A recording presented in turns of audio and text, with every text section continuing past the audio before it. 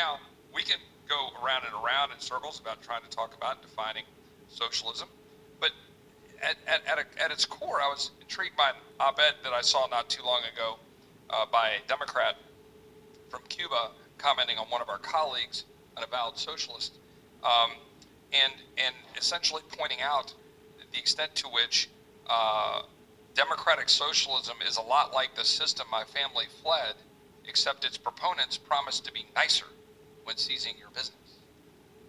That's the truth. That's the truth here. And so we can talk about these terms as if they don't matter, but they do. They do matter. They're actually at the core of who we are. I've got one question for the ranking member, Ranking Member Waters. In a 2008 hearing, you said, quote, and guess what this liberal will be all about? This liberal will be all about socializing, would be about basically taking over the government and the government running all of your companies, end quote. Simple question, do you stand by that statement? Simple answer. I am here today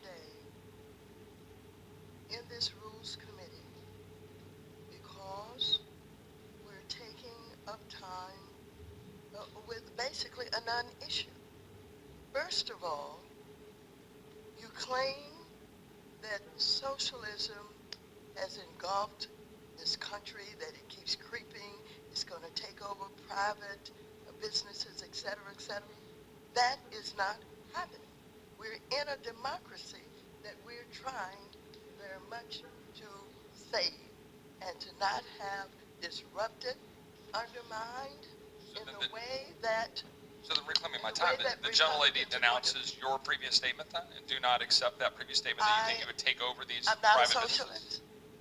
I'm a capitalist, and I commit to you that I am here to save Social Security, to save Medicare, to save seniors and veterans, and for some of you who have adopted certain kind of ways that you support what you now claim is socialism, I'm here to say to you, come on.